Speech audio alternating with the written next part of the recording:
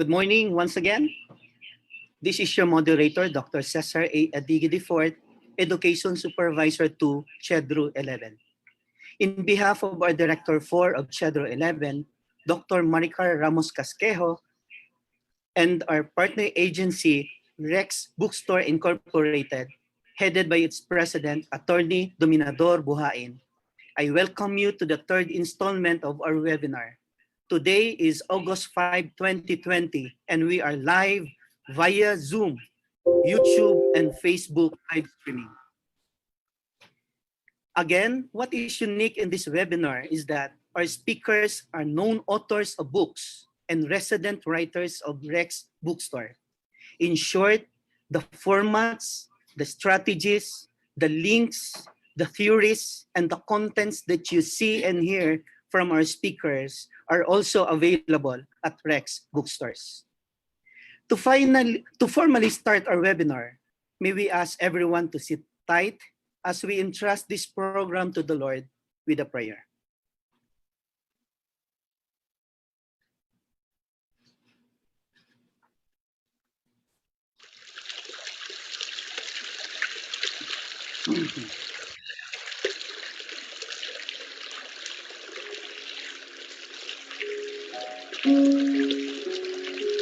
Dear Father in heaven, thank you for the many blessings that you've given us. Thank you for life and love and our friends and family, Lord. And thank you for this beautiful day.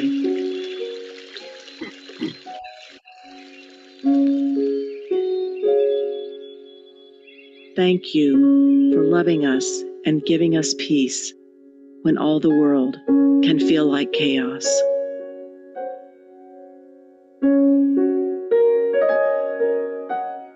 Lord, we pray today for those in the world who face adversities that we can't begin to imagine.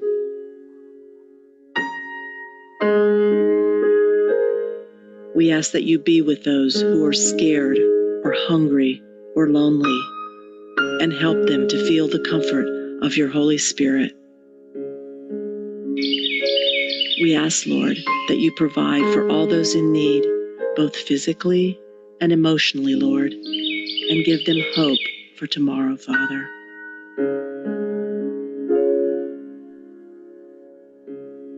We ask that you be with our leaders and guide them to make good decisions that will make this world a better and more secure place to live. And Lord, help calm the anxieties in our minds about the future and help us to remember your love for us and your promise to never abandon us.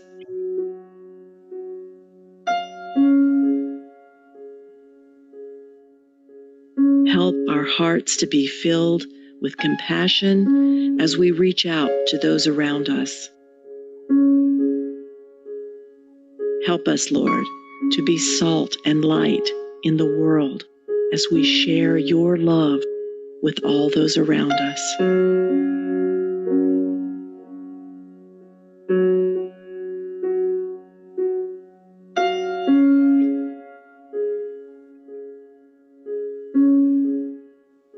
Please continue to lead us and guide us and direct us, revealing to us your perfect will for our lives, Lord.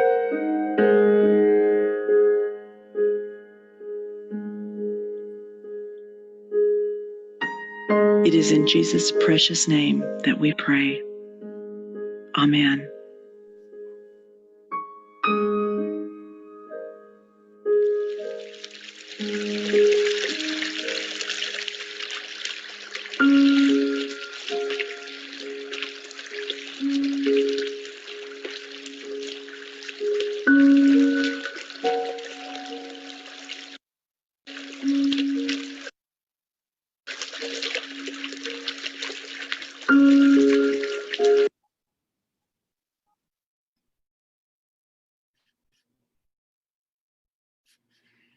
Indeed, Lord, we thank you for this activity. And for you to be guided on what will transpire this morning, please see this program of activities.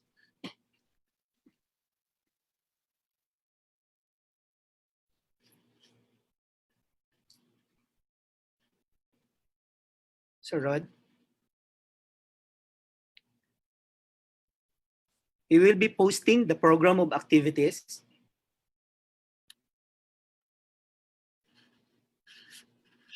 As you can see, there are two topics, topic number 6 and topic number 7. But before I will be calling the speakers for this morning, I am reminding you of the following guidelines.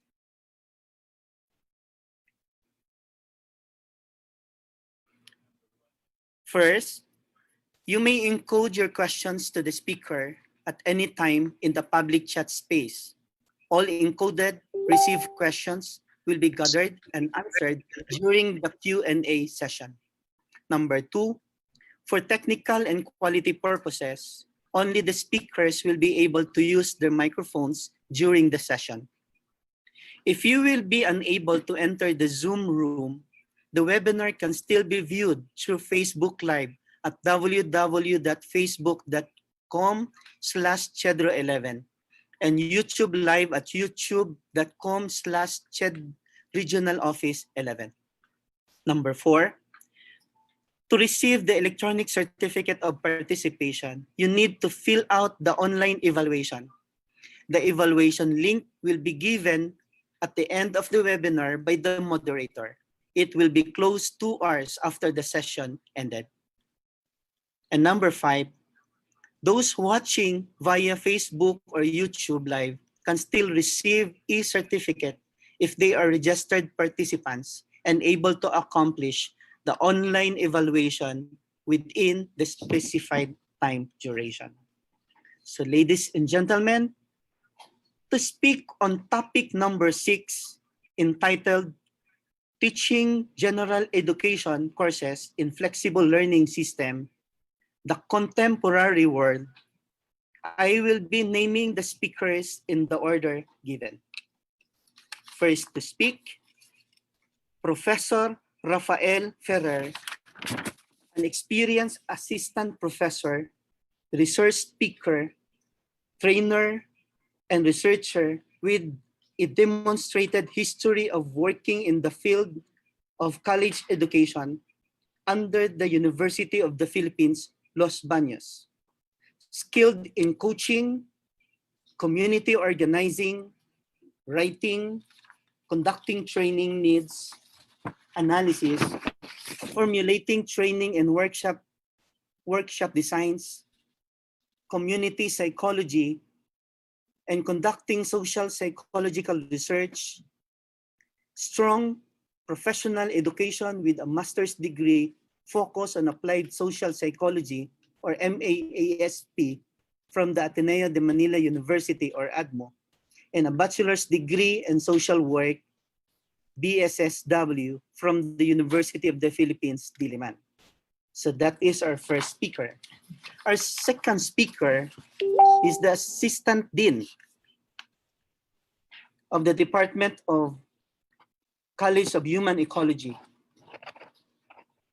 She is a human ecologist and at the same time an assistant professor at the Department of Social Development Services at UPLB. She is a PhD in human ecology candidate at the Australian National University with her dissertation, Dynamics of Social Ecology Traps, the Case of Small-Scale Fishers in the Philippines. Her specialization is on systems thinking, sustainability, environmental education, and capacity building. She has been providing technical assistance on social development and sustainability projects supported by international development agencies like World Bank, Asian Development Bank, Southeast Asian Regional Center for Graduate Study and Research in Agricultural or SHIARCA, UNICEF, national and government organization, and civil society. Our second speaker, help me welcome Assistant Dean Jennifer Marie S. Amparo. So I will give back the microphone to our first speaker, Professor Rafael Ferrer. Sir? Good morning po. Let me just share my screen.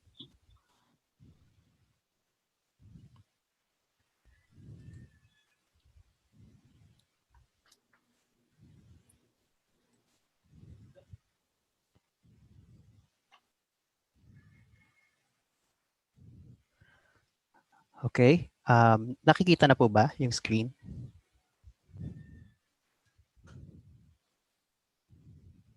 Loading pa po.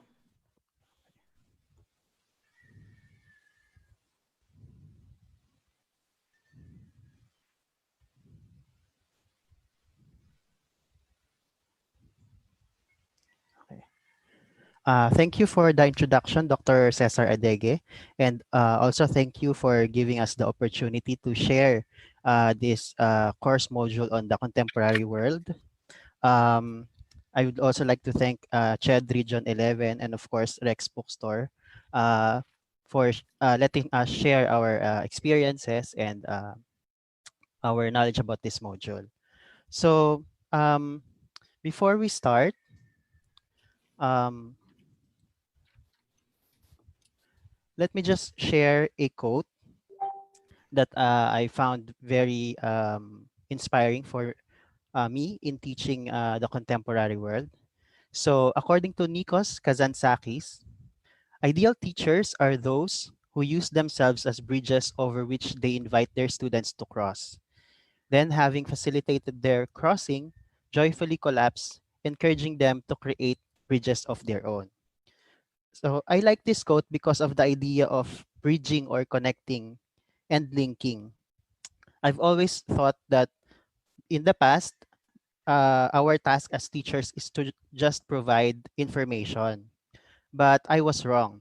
I realized that our main task as teachers is to connect the students to the world. We are but mere bridges. Sabi nga nung quote na ito, tayo ay mga tulay lamang. No? Sabi nga, di ba, ipapakita mo lang yung tulay, pero yung mga estudyante ang siyang pipili kung sila ay tatawid o hindi. No? And the students have to cross the bridge on their own. That's why we use modular uh, and flexible learning. This is the very idea of the contemporary world. And today, that is what we are going to talk about, how we connect to the world. So this is the cover of the course module for the Contemporary World course. And our discussion for today will be divided into two parts, six parts. The first three parts of the presentation is about the contemporary world course in general, to be discussed by yours truly. And the last three parts will tackle the specifics of the book, to be discussed by Professor Amparo.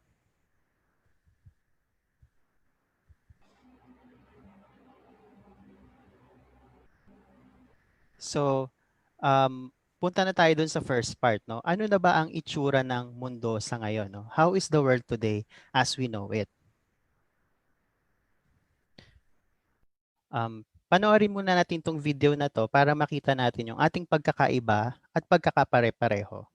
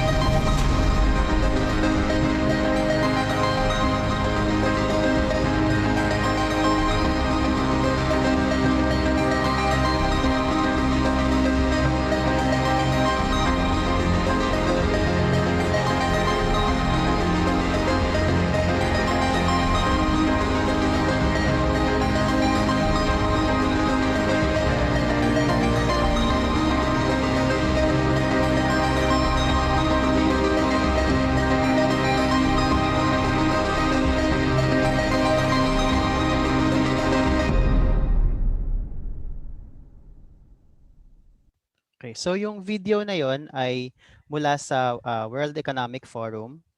Um, and kung titingnan natin, ano yung mapapansin natin sa video? No? So makikita natin na we have a lot of differences in the whole world, but also we have parallel experiences. We have shared stories. No? Meron ding mga bagay na magkakapareho sa atin. No? At yung mundo ay nagbabago. No? Um, in fact, itong i-share ko na tatlong bullets na ito ay mula din sa World Economic Forum. No? At sinasabi ng isang professor in Romania that the world today has three important characteristics that makes it more complex.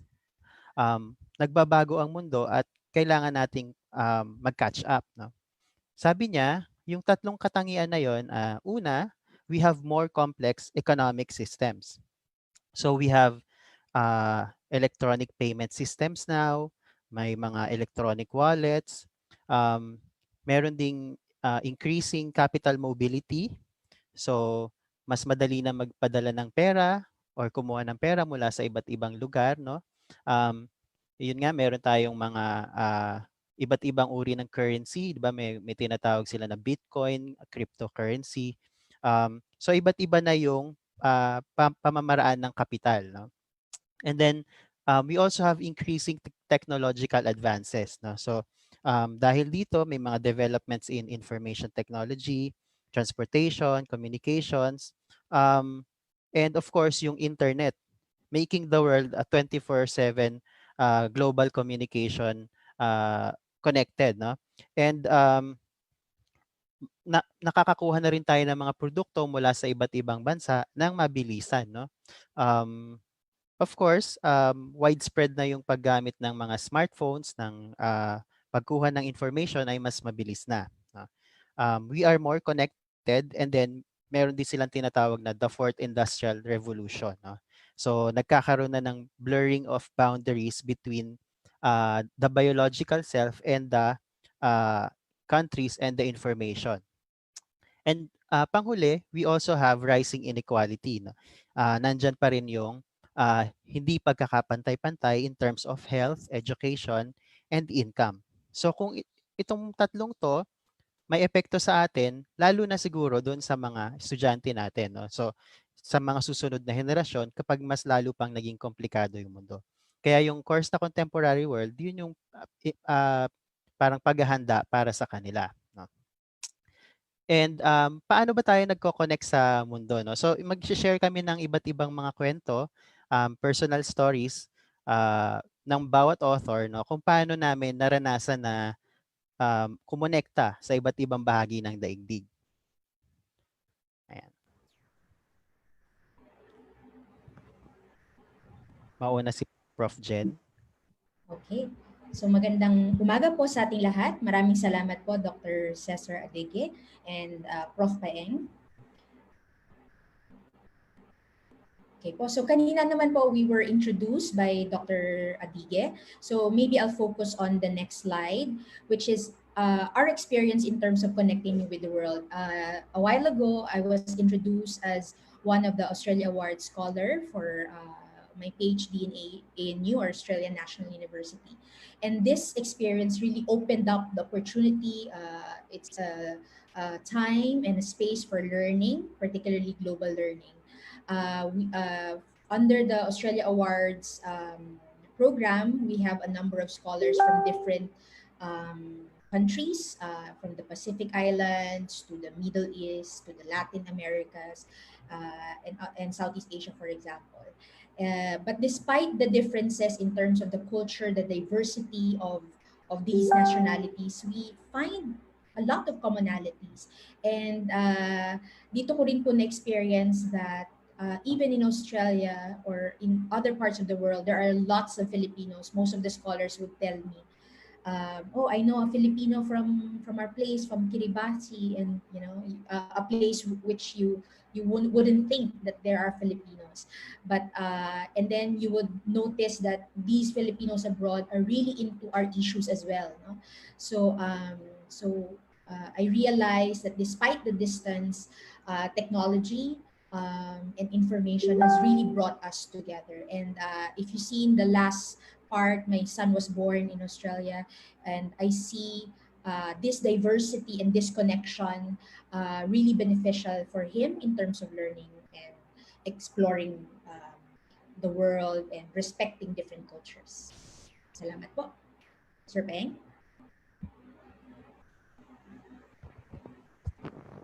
Okay. Thank you po, Ma'am Jen. So yung sa akin naman po, yung i-share ko lang yung karanasan ko noon sa bukod sa marami pang ibang karanasan, no? Sa tingin, ayan, ayun. So, parang sa akin naman, yung nangyari, yung medyo masamang epekto ng maraming information, no? So, nung high school and college ako, sa sobrang daming information, readily accessible na information, akala ko nakita ko na lahat, yung parang ang yabang-yabang ko na parang alam ko na yan kasi nabasa ko na yan, or alam ko na yan kasi napanood ko na yan sa Discovery Channel or sa TV, no? Pero nung time na yon, very interested ako sa psychology, specifically si Sigmund Freud.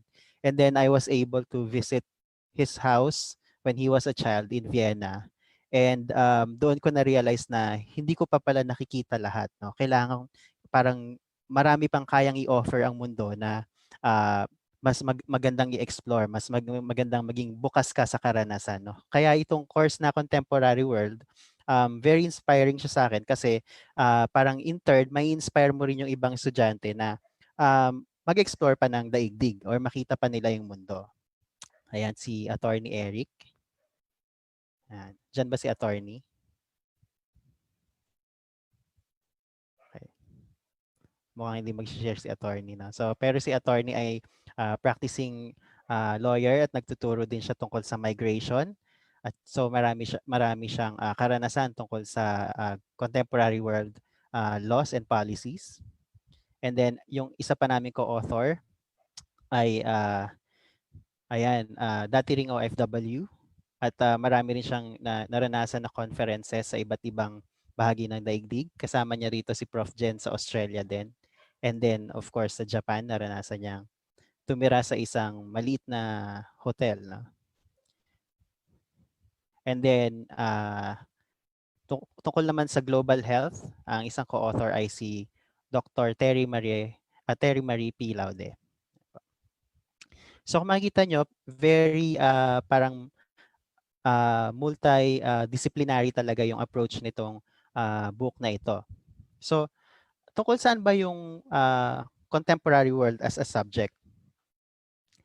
So siguro kapag tinanong ko kayo, ano-ano ba yung mga issue sa mundo na meron ngayon, no? So siguro ang dami-dami nating masasabi at yung mga estudyante natin ang dami-dami rin nilang masasabi, no?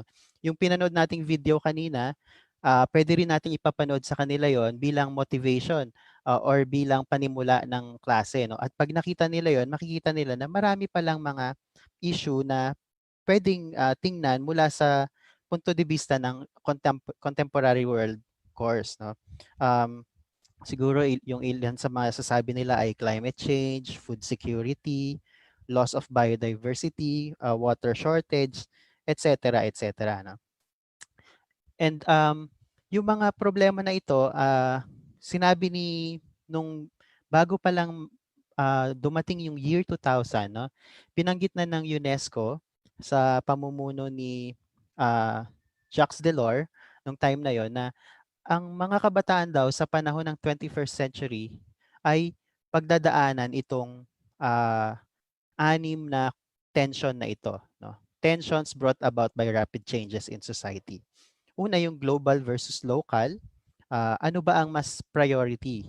Yung mundo o yung sarili kong lugar, sarili kong barangay, no?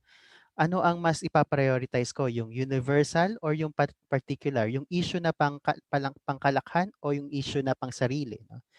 Ano ang mas susundin ko, yung tradition o yung modern, no? Paano pag napag-iwanan ako kasi traditional ako? Paano naman kapag hindi ko sinunod yung tradition at sinunod ko yung modernity, no? Ano ang mas uunahin ko, yung spiritual or yung material, no? Yung long term versus short term or yung competition versus equality. So lahat ng 'yan ay nagpo-produce ng tension at sinasabi ni Jacques Delors na walang masama kahit isa sa mga yan. No? Lahat ng yan ay mabuti. Yun nga lang, kailangan mong i-manage or kailangan mong you have to navigate how you would go about your own life in these tensions. No? Um, and for you to do that, sabi niya, kailangan natin matutunan itong apat na ito. No? Learning to know, learning to do, learning to be, and learning to live together. Yung four pillars of education na later ay matatranslate into four C's na i-explain din ni Prof. Jen. No? So, learning to know, we have to develop a love for learning. Kaya nung mga panahon na yan, nagkaroon ng mga courses tungkol sa lifelong learning. No? Meron nga Master of Arts in Lifelong Learning sa Europe ino-offer. And then yung learning to do, um, ano yung mga competencies na kailangan natin para maihanda tayo sa isang globalizing world, no? Learning to be, paano mo i-develop yung sarili mong kultura, sarili mong identity, kahit na may impluwensya yung panlabas na daigdig. And then yung learning to live together, paano mo mauunawaan yung ibang tao, lalo na nakatira ka sa isang multicultural o mundo na may iba't ibang kultura. No? Meron nga akong nakakatawang kwento dito.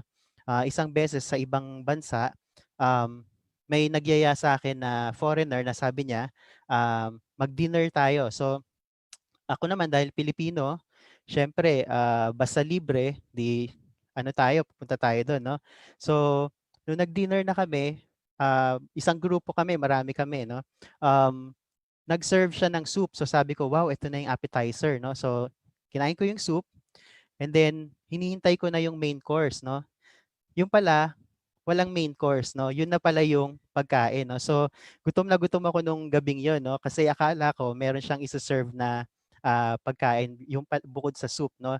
Yung pala sa kanila, sa kultura kasi nila, pagkain na yun, no? Sa atin kasi pag walang kanin, hindi siya meal, di ba? Parang ganun bilang mga Pilipino, kailangan laging may kanin, no? So, doon ko natutunan na iba-iba talaga yung kultura, iba-iba talaga yung ah, ah, point of view ng iba't ibang mga tao, no? Kahit sa pagkain, nag-iiba, no?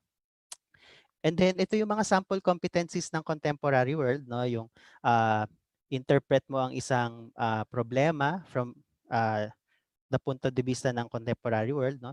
Take a position on a contemporary world issue.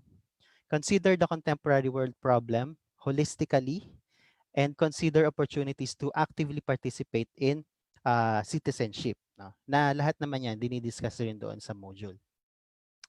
Okay? At sinasabi natin na yung module na yon ay merong acronym na world, no? Meron tayong wider options kasi pwede siyang asynchronous, pwede rin siyang synchronous at ready siya for any learning management system, no? Outcomes based din siya, responsive sa pangangailangan ng mga estudyante, learner-centered, and then yung distance is negated. Kasi sa flexible learning, merong apat na distansya tayo na hindi lang yung physical distance, no, isa 'yon, no?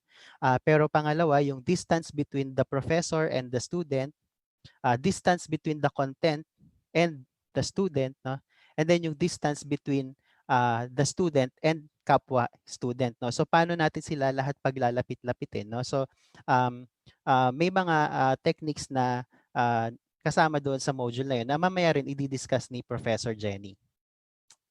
Pero bago tayo pumunta sa discussion ni Ma'am Jen, meron muna tayong konting game, no? So yung huhulaan lang natin yung pangalan ng bansa na ito mula sa mga emoji. Okay? So, ito yung unang bansa. No? Sige. Pwede nyo pong i-chat or pwede nyo sabihin na lang. Naka-mute po ba lahat? May nakasagot, sir. Si Meron Sir na nag-chat. Francis Regino. Ayan po, tama po. Iceland. No? Okay, so nakuha nyo na kung paano gawin yung laro. Okay.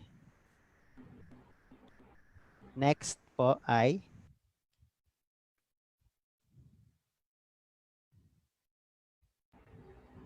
meron na po ba? Apo, si Kasagot? Sir Ryan. Ryan Okay. Visperas. Ayan, tama. Qatar. No? Okay. Ayan. Okay. Ito naman.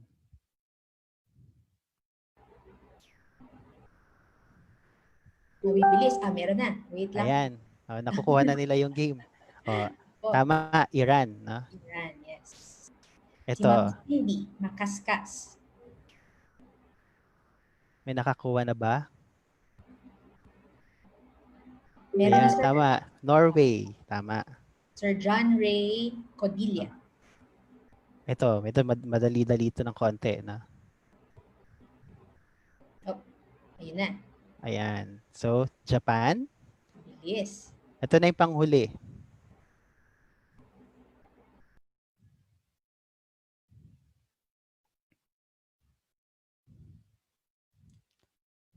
Ayan, Philippines, tama. Okay. So, ayan, pwede nyo rin po pagawain sa mga students nyo during pag meron kayong Zoom webinar or ano. Ayan. Okay, si Ma'am Jen na po. Sige po, maraming salamat, sir. Para daw po sa prize dun sa quiz, later na lang po i-announce. Hindi, biro lang po. Alright, so my part is about the specifics of the book. So the book or the course module is on the contemporary world. So again, this is the book cover. So we are five authors here from Prof. Botor, Prof. Attorney Peralta, Prof. Ferrer, myself, and Dr. Terry Lambe. Okay po. So the book is actually, there are three guiding principles that guided our writing in the book. Number one is, of course, transdisciplinarity. When we say transdisciplinarity, it moves beyond multidisciplinarity. Ibig sabihin po, if you see, we're doctors, we have Attorney Peralta has a legal background. I'm working on systems thinking, for example. We have a psychometry background. And bringing in these expertise and discipline to come up with a more integrated framework on how we approach the writing of the book. So yun po yung sinasabi nating transdisciplinary. So it's relevant not only in the social sciences but also in the biophysical sciences, especially in our GE courses where we have the whole gamut of specializations or students coming from different colleges. So second po, it's learner-centered. Very important, because especially now in our condition with the new normal, with the impact of COVID-19 in terms of our teaching and learning. We need to understand also the conditions and the accessibility of our learners. No? Although it's easy for us to say that we move on to remote distance learning, make everything online, but as reality dictates, not all students, even faculty members, no, have uh, ready access or stable access to the internet, for example, or to materials which are available online. No? So this means we are empowering learners to enhance their own agency in learning. But we see also this as an opportunity for self-directed learning for the students, especially with the K to 12, with the implementation of the K to 12. Medyo ang age range po ng ating mga nasa college level are relatively older, more mature, perhaps. So here, we want to enhance their own agency in learning through self-directed exercises and reflective activities. So hindi na lang po siya purely memorization, but really more on, because there's a lot of information out there. You just type it in Google, sabi nga nila, just Google it. No? But how you synthesize, how you delineate the real versus the fake news, for example. So that's a skill that we want our students to have. All right. And the third one is outcomes based. So it means the alignment of activities and assessment to a set of outcomes. So we're not just teaching this, we're not just doing this teaching and learning activity just because we see that this is something cool or this is something innovative or this is something I want to do with my class. No? But this is in relation to the outcomes, learning outcomes that we envision for the course. Right? So the book is actually divided into 7 units, and we want to emphasize the title of the book is The Contemporary World. the GE program or the GE course that we're offering is on the contemporary world. When we say contemporary, it's very temporal. Ibig sabihin po, what may be contemporary today may not be contemporary already in the next 10 years. That's why when we wrote the book, we incorporated both traditional and innovative and the debates in terms of the theories, for example, the concepts, to make it more relevant, not only at this time, but also in the coming years as well. Okay po. Next slide. So as I've said, this is divided into 7 sections. So Unit 1 is basically about understanding globalization. It talks about ano po ba yung globalization and why do we really need to understand it? Why do I need to discuss it? I'm an engineering major. Why do I need to discuss globalization? I'm a sociologist. Why do I need to discuss globalization, for example? Okay. And then next unit, unit 2, talks about now we delve deeper into globalization, particularly the structures of globalization, from the economy to interstate system, market integration to global governance. When we say global governance, we're not only talking about governments. We're also talking about civil society. Ngayon po, for example, NGOs, you hear a lot of international NGOs, for example. We have also corporations, multinational and transnational corporations, and international development organizations, really working in terms of the connectedness of different countries. Oh, so, and then Unit 3 talks about the legal basis of international relations. I think, according to Attorney Eric, this is one of the novelty of the book or the module, because we want to put in also the um, the institutional as well as the legal basis for international relations. No, what are the international law governing us, especially the issues that we are confronting right now, for example, in our, the surrounding seas of the Philippines, our relationship with different countries, especially for our country, where there are a number of OFWs, for example. So it talks about this: why is international relation integral and relevant to the contemporary world, and what are the legal foundations and salient principles. Okay. The next slide is Unit 4, which talks about a world of regions. No? So when we talk about globalization, we're not talking about just one culture. We're talking about different cultures. Despite our connectedness, we still value the diversity. So here we focus more on regions, the different regions of the world, particularly the global south, the Asian regionalism, the Southeast Asian region. So for this unit. Next slide is Unit 5. So this talks more on how do we personally experience globalization through our culture, that's our shared norms, our shared values, through institutionalized practices, through religion, through our technology, lifestyle, and education. Because this is where the students would connect in terms of, this is where globalization, integration, and diversity is manifested. That's where we see it, right? Okay, and then Unit 6 talks about global population and mobility. So we're talking about, as I mentioned earlier, we talked about OFWs.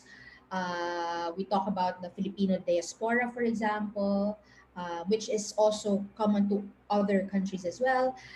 We talk about migration. And here, we also talk about global health. So that's why this book is very relevant, particularly in what we are experiencing right now, like the COVID-19 pandemic. So, of course, when we wrote this, the pandemic was still not around, but the concepts and the discussions of other pandemics, other viruses, bacteria that migrates or, that connects different countries, is also discussed here. Okay. And then lastly, it talks about we talk about try to bring this all together in terms of what do we then envision for our more connected and globalized world, particularly towards a more sustainable and just world. No? So we talk about sustainable development here, about food security, and global citizenship. So given the current context, san po ba tayo? No? How do we care for the world and for each other? So that's the different units of the book. Okay? So first is I think what's innovative with with this book as well is its modular approach. Okay? So I think Dr. Greg Pawilin discussed what flexible learning is. So when we talk about flexible learning, we're not only talking about online learning.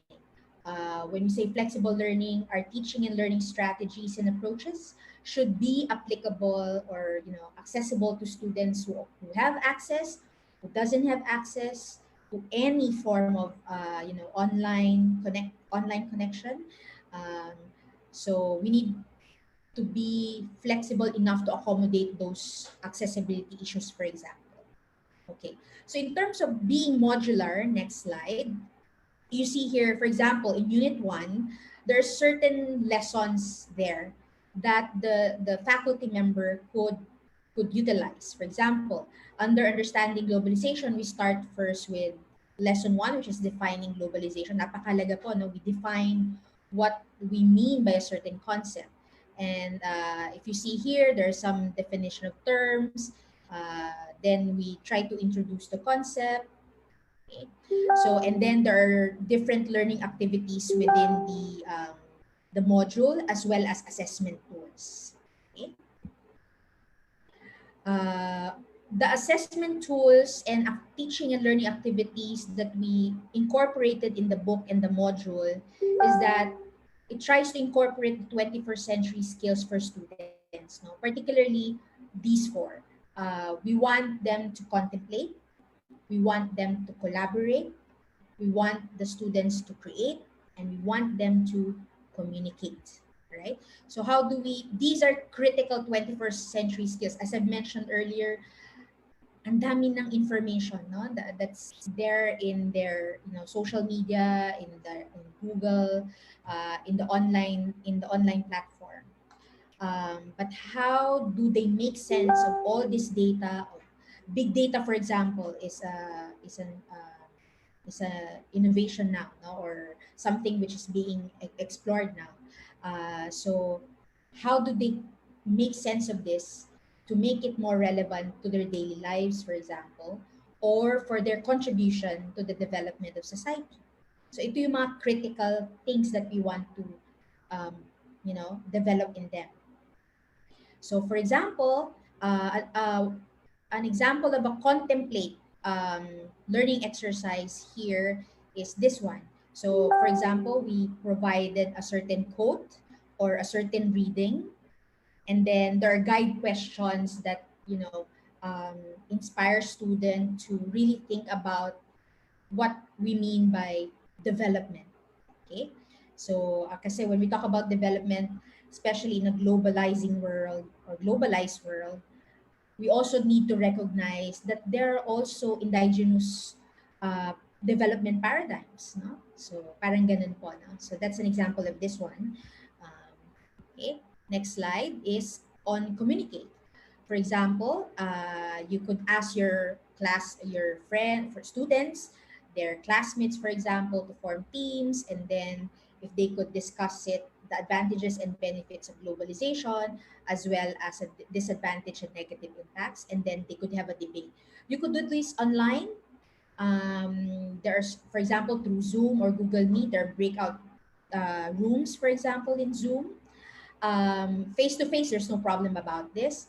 Now, if for example, if the student isn't have only remote access, don't have access in terms of the internet, then you could kind of modify this in a way. No? But these activities helps them communicate or convey their insights about certain concepts which are discussed in the module. Okay. Next slide. It's about not only communicating but creating something. No? So, for example, especially with the millennials and the Gen Zs, no, um, They want something which is tangible, something that they could see, something that is relevant to their day-to-day lives. So, and something which is creative in a way. So, as we are talking about multiple intelligence as well. So, for example, here we choose one characteristic of the Asian sociocultural community. Then they could write a poem, a song, summarizing what this component means to them. So we're not only, developing the cerebral critical skills, but also the creative skills of the student, which is very important as well. Okay.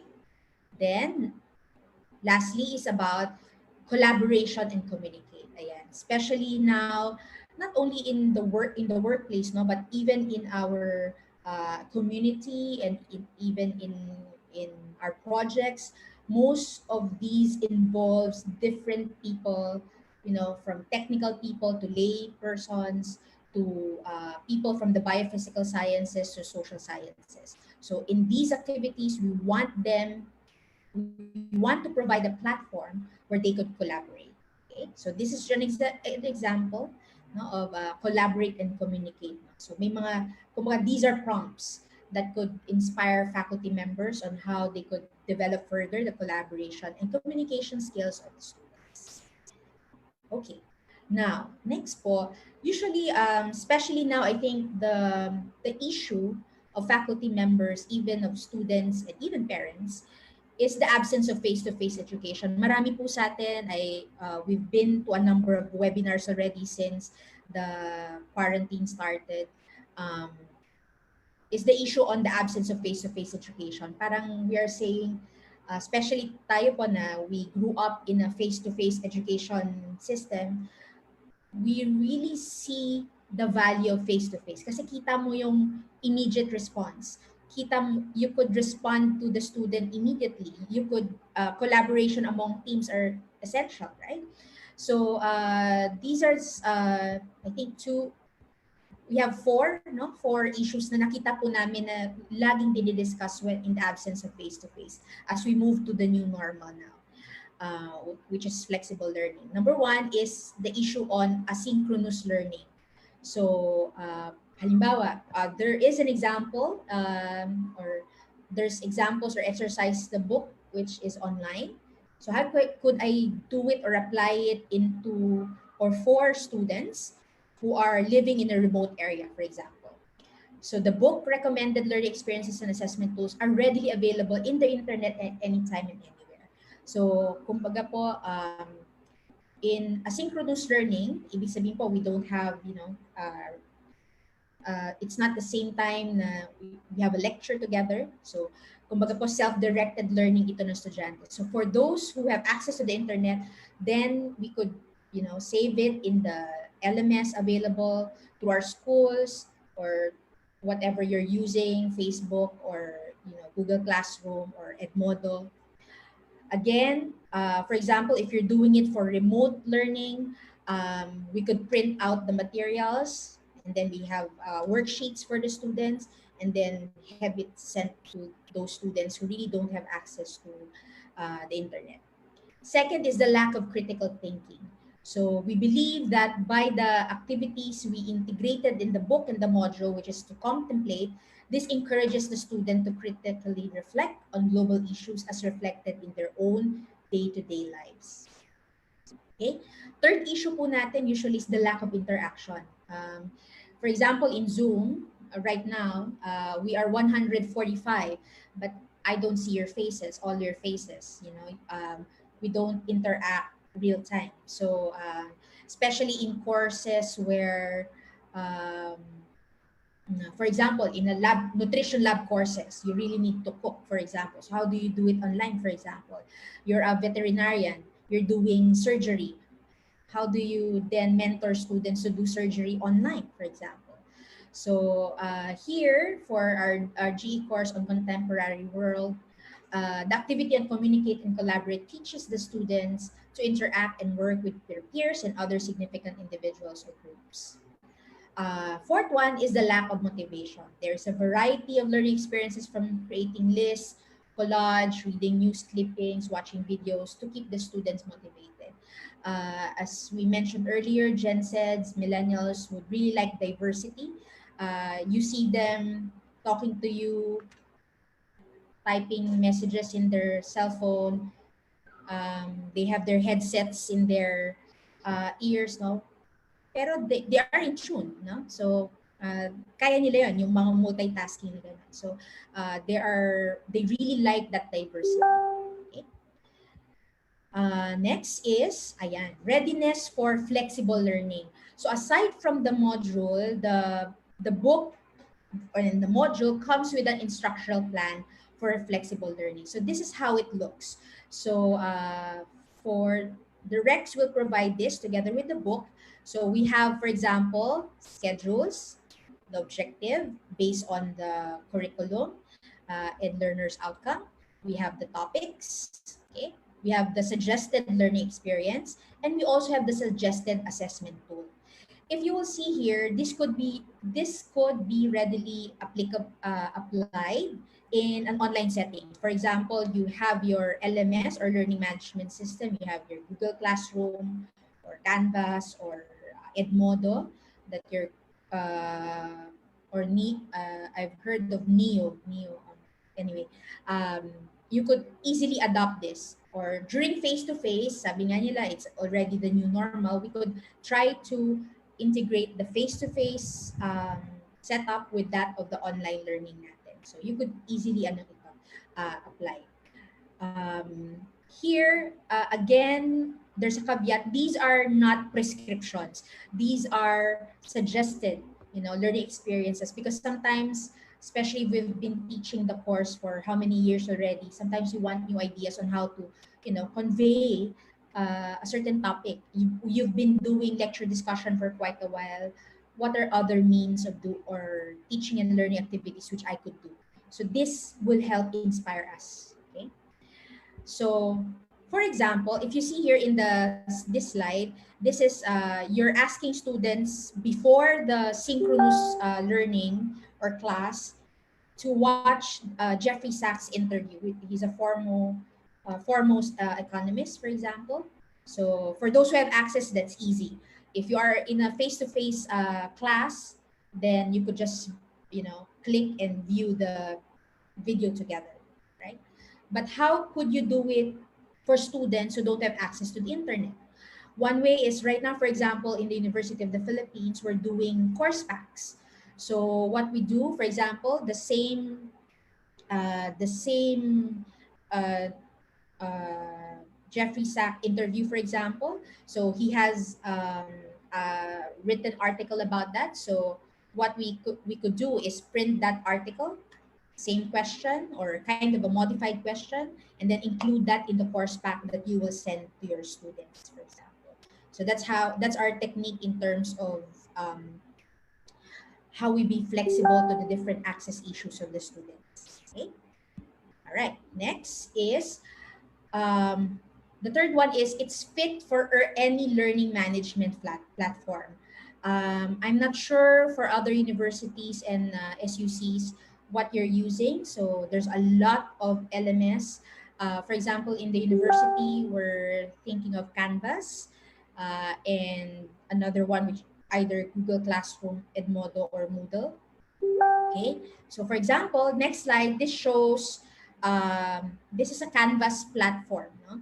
So they use it in Tacoma Community College. Meron po ba ditong uses Canvas in their schools already? Sige po, later siguro sa Q&A. All right. Now, I tried to do it in Google Classroom. So next slide, same topic, the Jeffrey Sack learning activity. So I use Google Classroom. If you're familiar with Google Classroom, because this is the one I've used in my classes before, pre-COVID. So so we have a pre-lecture assignment. So you could ano naman po, Google Classroom is kind of intuitive. So you could just click, may mga templates na. So is it an assignment? Is it a material? Is it a discussion group question? So I try to log it in. Okay. So this is Google Classroom. Okay. So I put in the activities and the instruction. I also put the due date. para ano rin naman po yung mga estudyante.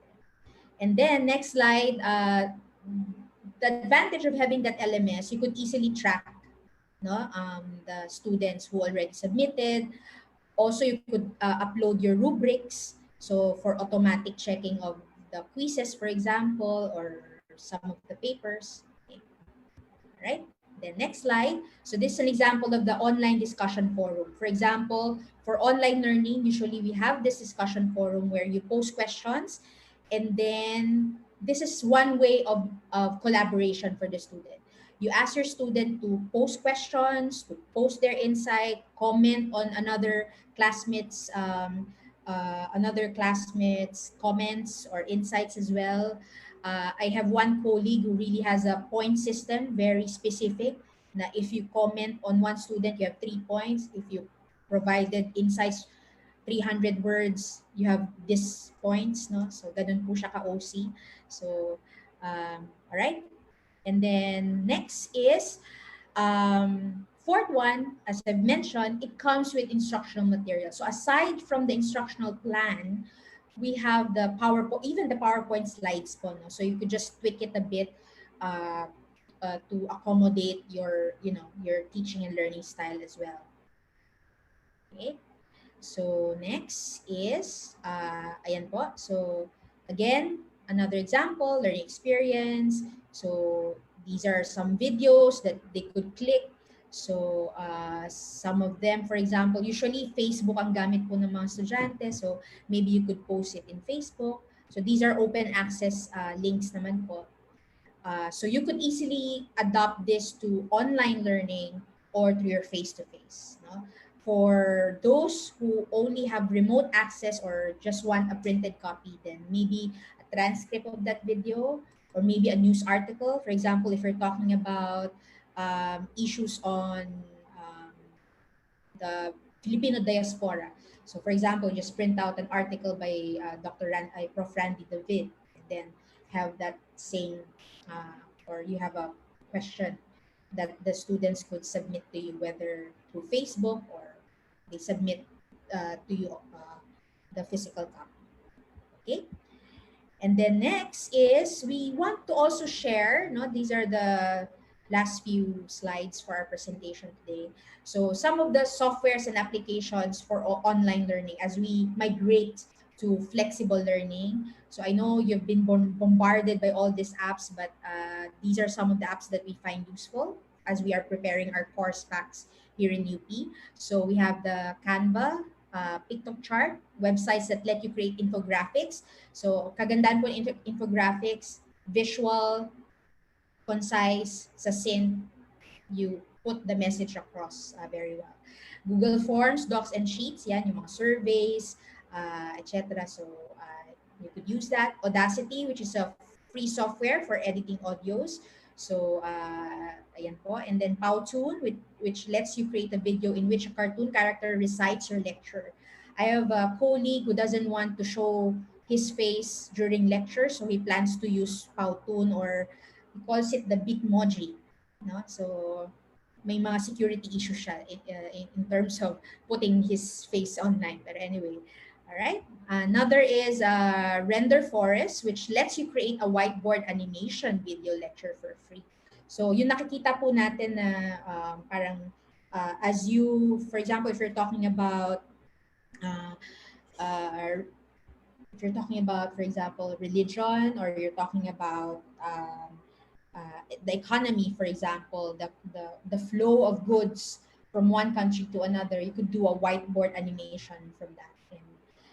And the reality of teaching now, you really need to be not only as an educator, you really need to perform as well to your students. No?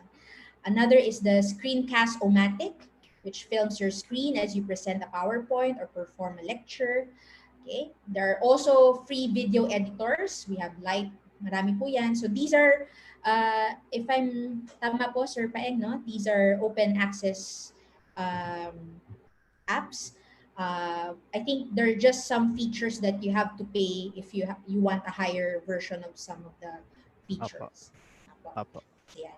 And then we have the video conference apps that lets you record, like Google Meet, Zoom. For example, you want a 15-minute lecture of your presentation, you could just use the Zoom, record yourself, and you already have a recorded version of your lecture, which the students could come back from time to time, no, as a reference.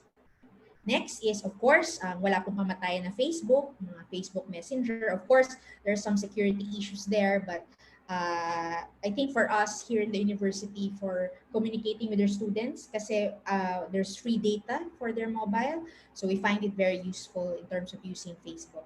And also YouTube as a video sharing service. Okay.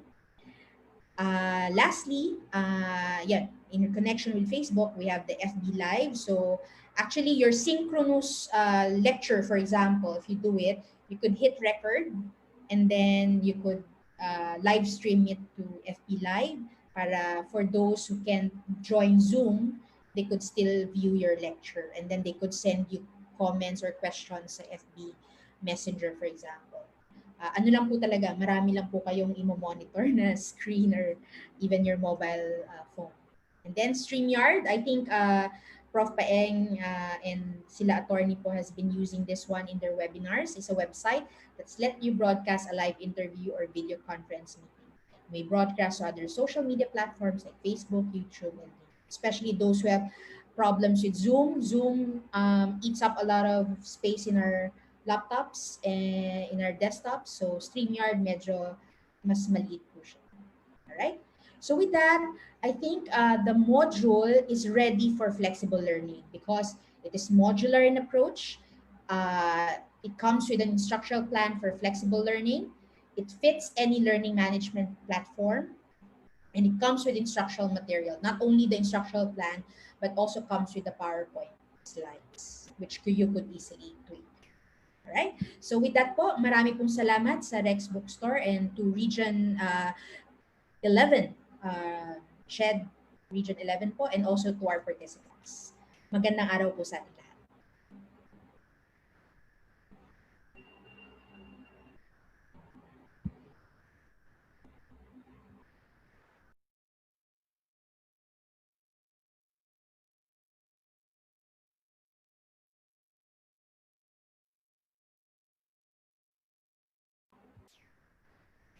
Okay po.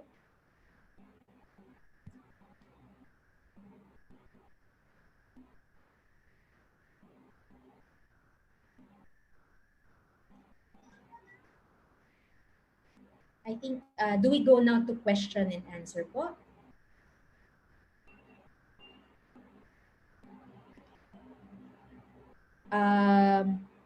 Could we have a copy of the I think, am I right, Sir Ronald?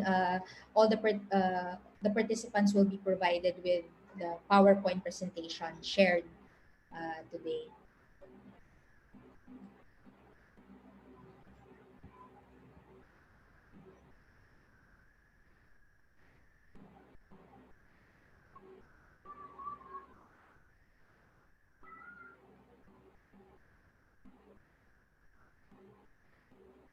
Okay po. Dr. Cesar, do we need to answer na po directly the...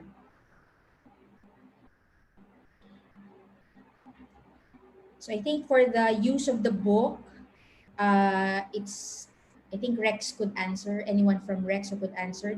They're asking about how do they access the book. So I think later Rex will discuss it. Yeah. Or Sir Ronald?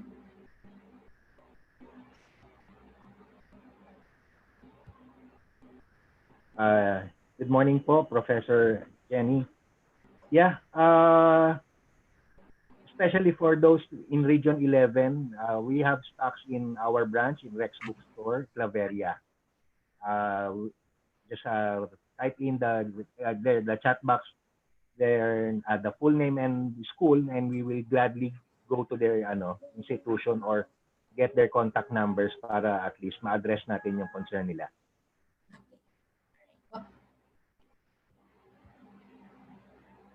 Okay, and then I think this is for CHED. I think that's for Dr. Cesar.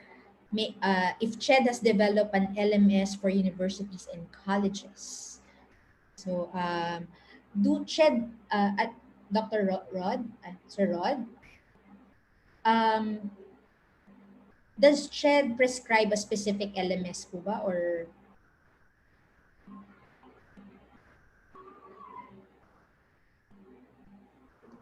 Hello po, Dean, Jennifer. I think there's a question, Sir Rod. If CHED has developed or endorsed a specific learning management system for SUCs, for example. Okay, in terms of the learning management system, yung LMS natin, CHED is not actually recommending, no, because that is a prerogative of the institution of the HEIs. So it's up to the school what particular LMS software they're going to subscribe or to develop, because it can be in-house or it can be subscribed, no, through third parties. So we don't actually require, no, or recommend uh, what type of LMS to use. Thank you. Yeah, I think even in the like in UP, the UP system decided for Canvas, but they're also giving leeway for other units to select another one. For example, if we've been using already Google Classroom for quite a while, and since we have a Gmail account already or G Suites, so for example, some of the colleges opted to also use Google Classroom. Ang ayaw lang po natin is that, different courses, different learning management system kasi baka malito na po yung estudyante. But I think it's critical for the units, whether it's the college or the university, to really discuss among themselves what particular LMS would be beneficial for the student and also for the faculty members. Kasi we're only given limited time to migrate, no? Kasi most of us are for face-to-face. Yun. There's question. Prof. Paeng, there's question for you, sir. Ano po yun? Uh, Prof, should the teacher making the module use second person as though she were directly talking with the students? From my experience po from teaching sa Open University, usually po kailangan yung linawin kung um, sino yung kausap ninyo. So halimbawa po pag nagpagawa kayo ng assignment, kailangan siyang linawin kung isang tao lang ba gagawa nun or yung group. So halimbawa ilalagay nyo na this assignment, the goal of this assignment is for each group to come up with a collage, ganon. So or the goal of this assignment is for each student to uh, use this and blah blah blah. Parang ganon po. So not necessarily po second person, pero pwede rin pong gawin yung second person na halimbawa after this module you should be able to do this, do that, no? Pero kailangan na po laging lilinawin kung ang gagawa ba nun ay individual, pair, or groups po. From my experience po. There's a question by Sir Percival. Can we use TV programs as medium for possible activities for contemporary world? Is this means, sir, you'll use a particular program? Tama po ba? Yun yung pagkakaintindi ko. In terms of your teaching and learning activities. For example, you'll ask the student to watch a particular TV program and then you'll use that in your discussion. Tama po ba? If that's the case po, yeah, pwede naman po yun. So actually right now, whether it's our local channels, there's a number of, for example, you talk about CNN Philippines. So there's a lot of, documentary programs that you could use for your contemporary world course. Another way of looking at your question is, kasi di ba minsan po the cable network you could show some documentaries that students, we do this in DevCom, in development communication, some of the ones produced by the students, for example, about um, Los Baños life, for example. We try to talk to the local cable network and then they show it for free. So para makita naman ng estudyante that what they're doing has applicability as well, and also to disseminate information to the community, then that could be a platform as well. Yeah. So, nasagot ko ba po yung tanong? Hello, Dean. Yes po. Hello, Dean. Opo, nawala ako kanina. Pasensya po. Yeah Oo. po. We're already answering some of the questions po, Dr. Cesar. Yeah, it's okay. Meron ditong particular question coming from the faculty members. They said that not all have access to the internet and they have limitations to visit to places, first-hand understanding, and collaboration is difficult for them because you made mention, in particular kay Professor Ferrer, you need to connect to the world and connectivity is very important. But with all those issues that they made mention, what advice can you give them so that they can maximize learning and their time?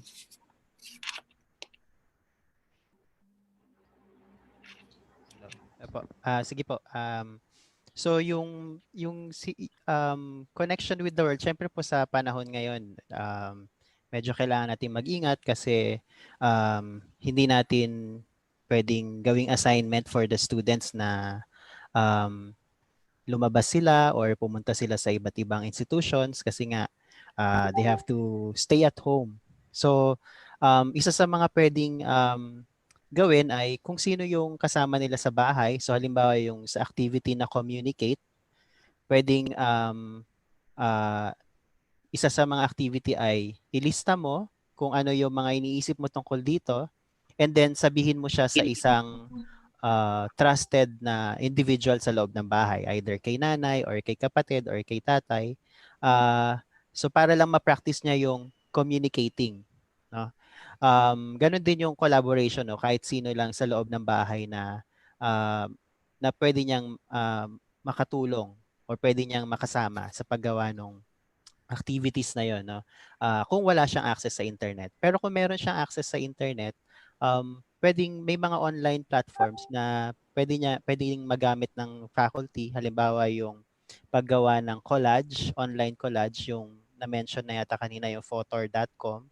And then yung paggawa din ng mga semantic maps, no? Meron din na hindi ko na ilagay yata yung sa PowerPoint, no? Pwede nilang gawin ng sabay-sabay ng mga kapwa niya estudyante, no? So, yun kasi yung parang challenge sa atin ngayon na merong physical distance, pero bukod sa physical distance, meron ding distance between yung instructions natin, kung paano natin binibigay yung instructions.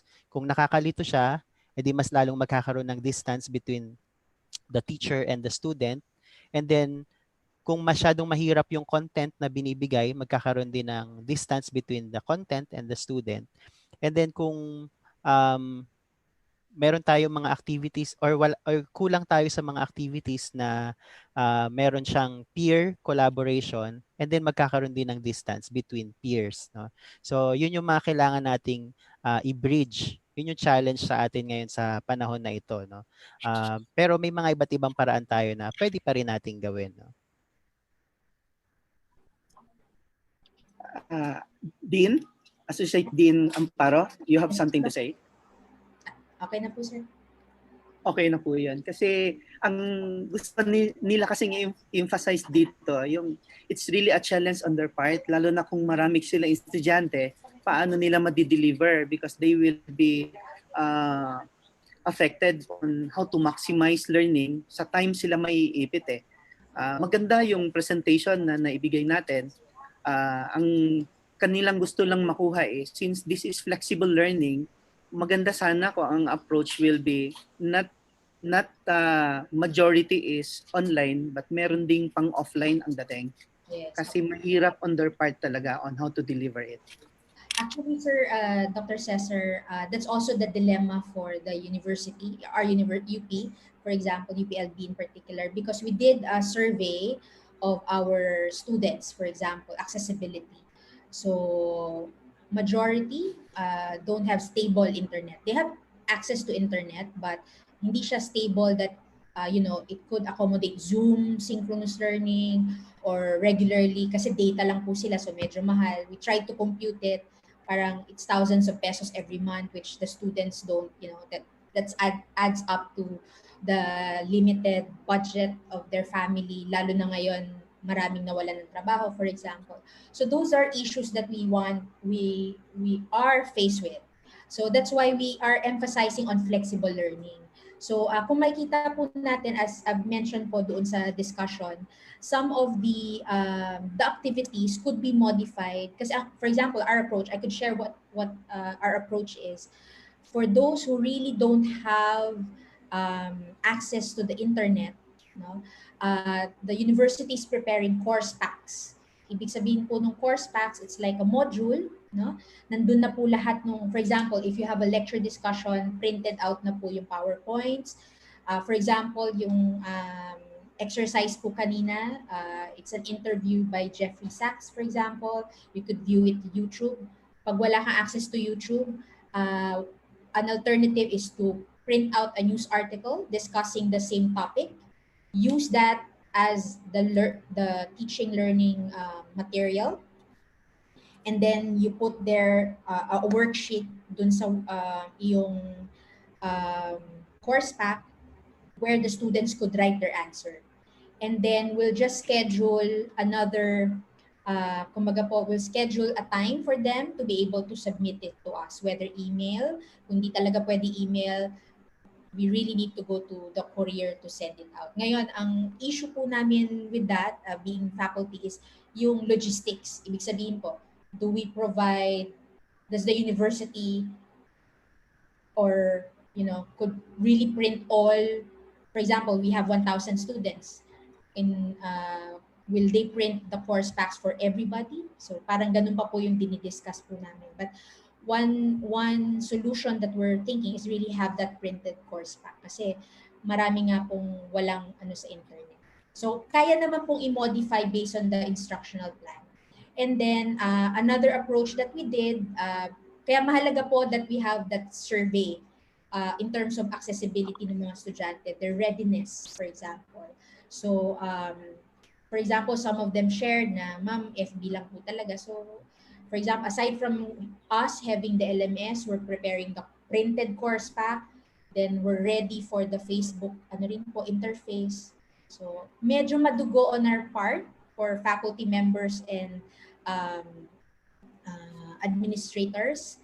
But this is the reality that we have to face given the limited time and resources that we have. So I think that's the only sharing that I could give given our experience with this new normal po na. Okay, that's very, very good discussion sa Associate Amparo and Professor Ferrer. The faculty members should be creative, and at the same time, educational sector should decide on how it should be done. Aside from online, it should be offline, which can also be printed. Maganda talaga yung presentation niya. Very detailed, and at the same time, ang daming approaches. So, palagay ko, marami silang matututunan. And at the same time, all these books actually are available at Rex Bookstore. Am I correct, Dean? Yes, Sir Ronald, no? And also the book comes, if I may answer for Rex, but Sir Ronald, you could also add more. The book comes with the module and instructional plan plus the PowerPoints. Tama po ba, Sir Ronald? Yes po, for every adoption that will be done sa mga institution po natin, we can provide them with the professor's kit, the syllabus of the book, and the PowerPoint presentation po. With test bank na po yan. Maganda, Sir Ronald. Ang bilis ng Rex Bookstore. Ibig sabihin talagang you are open to help the faculty members and the higher education institution in this aspect. Plus the fact that you have a very good authors of books ready to help them in this aspect. Yes po. Actually, hindi lang po tayo para sa mga estudyante. Para din po tayo sa mga professors po. Okay, so there you go, ladies and gentlemen, mga faculty members. Rex Bookstore are really open to help you in one way or the other. You just go to Rex Bookstore, and at the same time, I think they will be allowing you to have access to their writers, book authors, to help you understand, in particular, the books that mentioned by Associate Den Amparo and presented also by Professor Rafael Ferrer. In closing to your part, Dean, and as well as Professor Ferrer, do you have something in mind in order to encourage more our faculty members who have difficulty handling subjects on this aspect?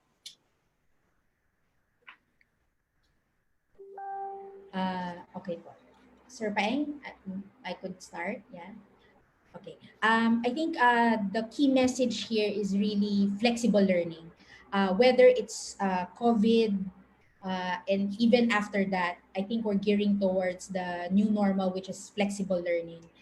Given the technology that we have, given the realities of our time. So I think it's challenging for us faculty who's we're trained old school face to face. Nothing beats face-to-face interaction, but definitely the Gen Zs, the millennials, our students are really into technology. So really need to adapt. But not only to survive, no, the effect of the pandemic, but to thrive. No, we have technologies, we have institutions helping us. There's a lot of webinars already there, so we try to equip ourselves. For us to thrive in this environment. It's difficult. Na-experience po namin, ang tawag nga po namin sa mga sarili namin ngayon ay mga course packers kasi we've been preparing course packs for all of our courses. But I think we see the positive side of this, no, in terms of engaging more students with flexible, styles, teaching, learning styles. So I think at the end of the day, we could reach to more students, no, and benefit more students with being accommodating to these diversity. So yun lang po. And good luck to all of us. Sir Ferrer, you have something to say? Hello po. Napakaganda na po nung sinabi ni Ma'am Jen, no? Mahirap na pong tapatan yun. Pero sa akin lang po, napansin ko po ngayong pandemic, no, na nagkakagulo yung iba't ibang bahagi ng ating lipunan, no? Pero yung mga guro, parang tayo pa rin yung nag-hold ng society together, no? Kasi tayo yung nangungumusta sa mga estudyante, tayo yung tumitingin kung okay ba yung mga alagain natin, yung mga parang anak na rin natin, no? So tayo yung tumitingin din kung okay pa ba yung kaisipan nila, no? So napakahalaga po pala nung trabaho natin, no? Kahit na hindi tayo tinuturing na frontliner, pero siguro sa mental health ng ating mga estudyante, tayo po yung mga frontliner para sa kanila, no? So ano po, isang ano po, pagpupugay para sa ating mga guro po. Wow, that's quite very encouraging, Professor Ferrer. Dean Amparo and Professor Ferrer, if you can only hear the clapping of hands of those who participated in this webinar, I think you'll be very happy to see positive feedbacks coming from their end. Salamat na salamat daw sa inyong dalawa at sa Rex Bookstore. So, without further ado, I'll be proceeding to the next speakers. Thank you once again, Dean Amparo and Professor Ferrer. Okay, to speak on topic number 7, entitled Teaching General Education Courses in Flexible Learning Systems, specifically on gender in society. Again, I'll be calling them in order. The first speaker is Dr. Terry Marie P. Laude, a practicing physician specializing in family and community medicine and an assistant professor of the Department of Human and Family Development Studies, College of Human Ecology, and the Reproductive Health Officer of the University of the Philippines, Los Baños. She finished her Master's of Science in Clinical Medicine, Family and Community Medicine at the College of Medicine UP Manila. Her expertise is in family medicine and sexual reproductive health. She is a fellow of the Philippine Academy of Family Physicians with special interest in the fields of community-based adolescence and reproductive health and elderly care. So that is our first speaker. I go also with our second speaker, Attorney Eric Paul D. Peralta, a faculty member of the College of Human Ecology, University of the Philippines, Los Baños.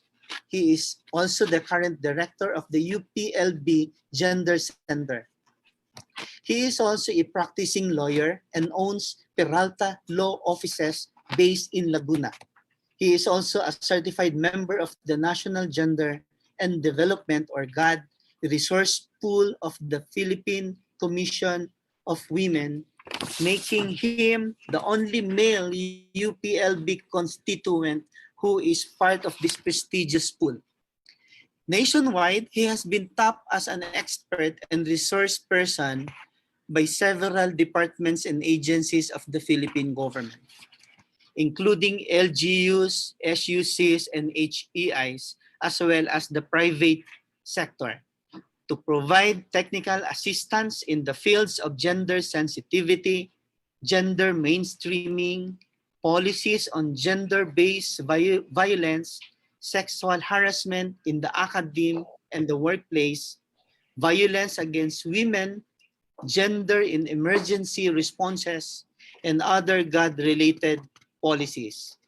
At present, he is pursuing his PhD degree under the Program of Development Studies in UPLB. So that is our second speaker, Attorney Eric Paul D. Peralta. Ladies and gentlemen, again, to speak on the gender in society, please help me welcome the first speaker, Dr. Terry Marie P. Laude. Magandang umaga po sa ating lahat. Thank you very much, Dr. Cesar, for that welcoming introduction. Maraming salamat po sa inyong lahat for tuning in and spending your morning with us. As it's hard to beat that our two colleagues here have really set the standard for us this morning, no? So we plan to engage and as equally engage you and hopefully inspire you to share this knowledge among our learners for this morning. So what we're here to present to you right now is actually, can you hear me? Can you hear me po? Opo, ma'am. Opo.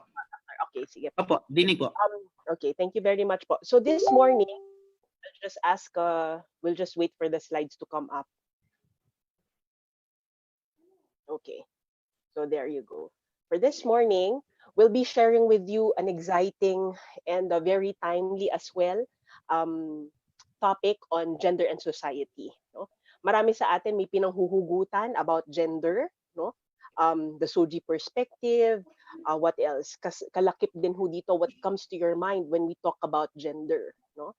Is it just girl, boy, bakla, tomboy lang ba yan?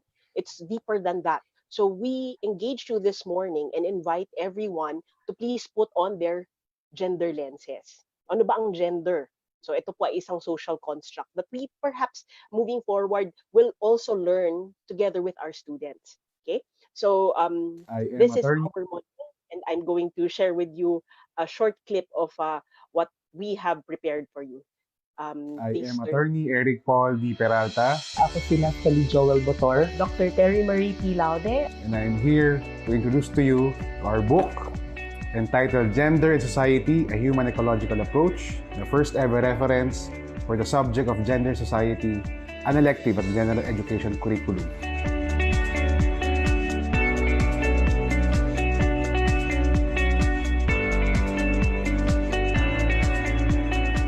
So yung gender kasi as a concept is a very personal and also a very social experience. So yun yung pinalutang namin dito sa librong ito. There's no basis actually to differentiate it from other books like this because this is the first one. So other books that will arise, for this subject will only be secondary to this one. This book actually gives practical aspects of the growing teen. as they encounter healthy risk behaviors, they be more empowered to make good decisions. In terms of message, there are only three important messages that this book wants to deliver. First is gender equity, second is sexual responsibility, and third is sexual well-being. So kapag yung tatlong konsepto na yon ay na-deliver natin sa mga learners at sa mga teachers at magkaroon sila ng opportunity to understand and reflect upon these concepts through the use of this book, then we can say that we have succeeded as authors.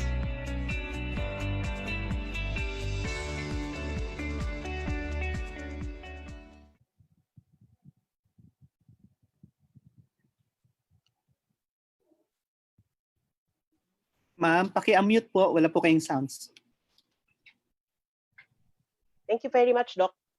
Okay po. Can you hear me? Okay, thank you Opo. po.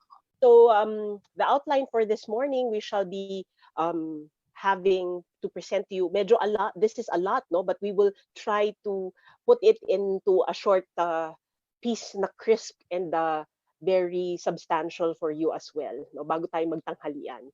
Okay, so this morning we'll be presenting to you the gender and society as an elective. Why do we really need to teach this among our students, no?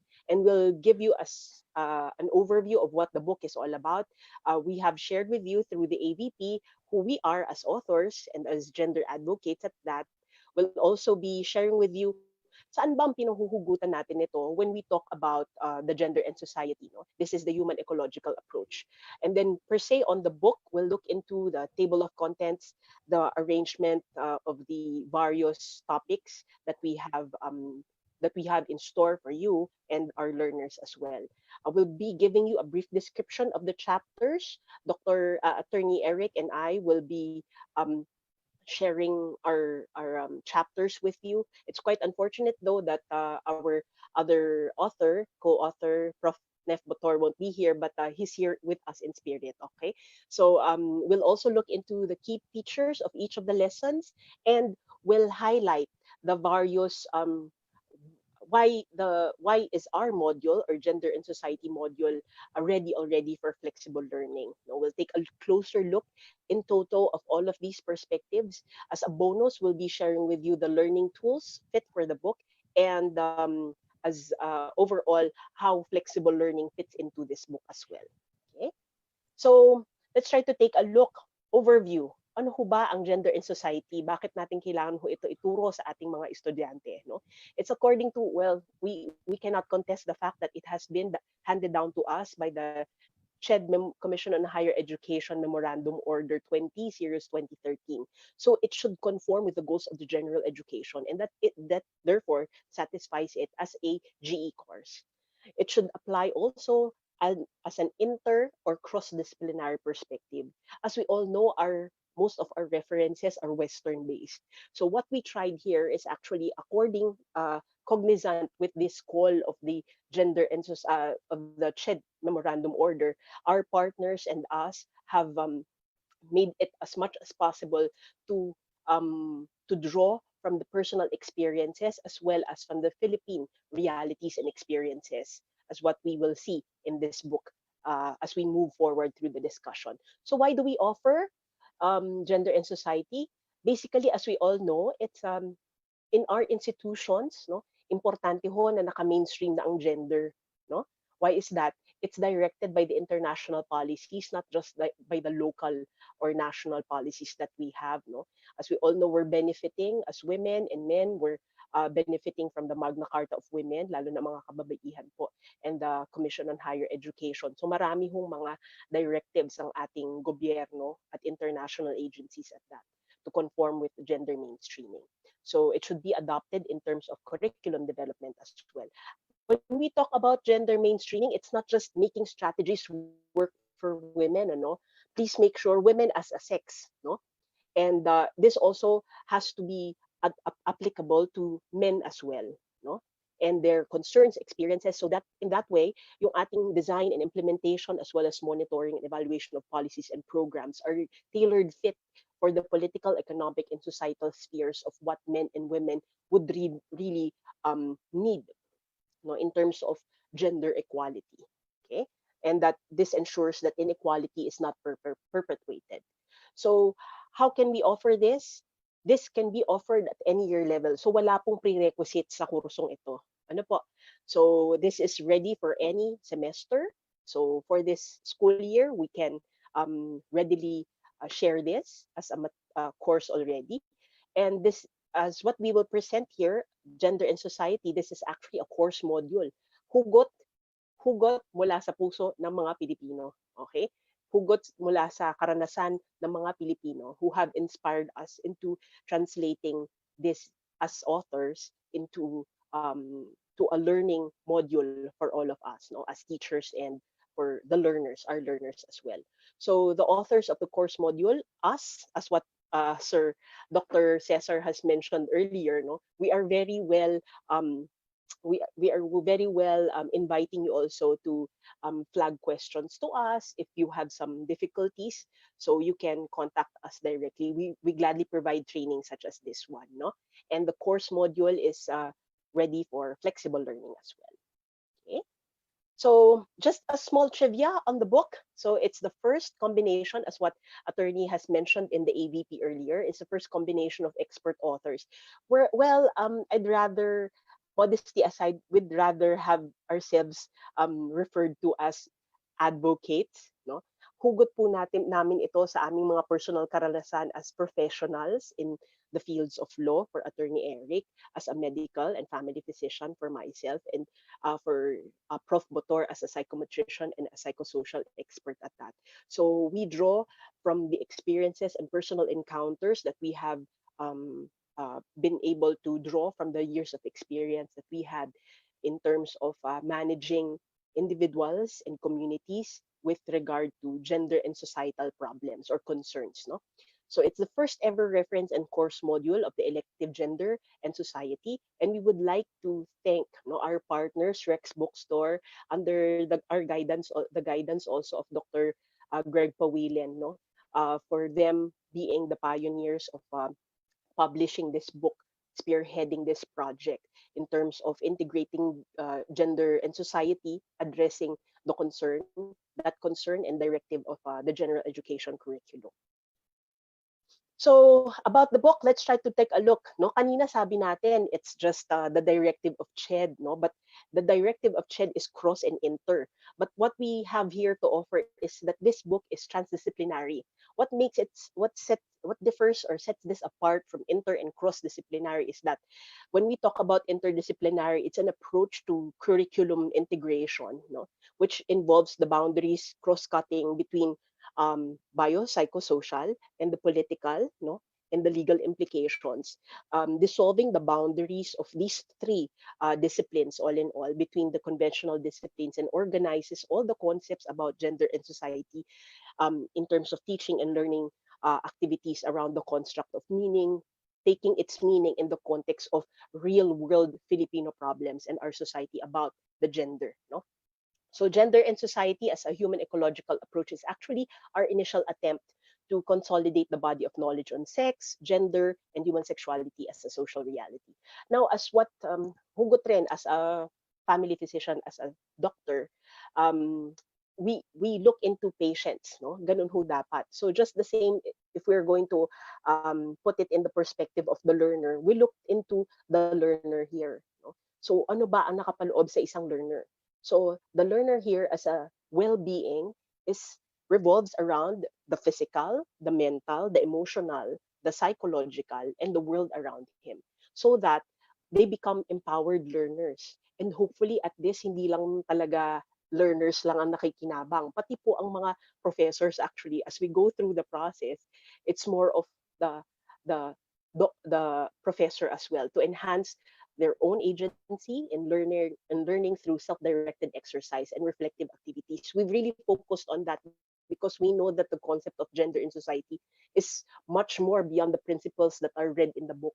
No? So mga hugot moments ito from our students. So we unearthed that from our students, our learners. Okay, and this is actually outcomes based, as what Dr. Greg Pawilen has mentioned to you in the first day of the training. Okay, next slide, please. So we look into the human ecological approach, no?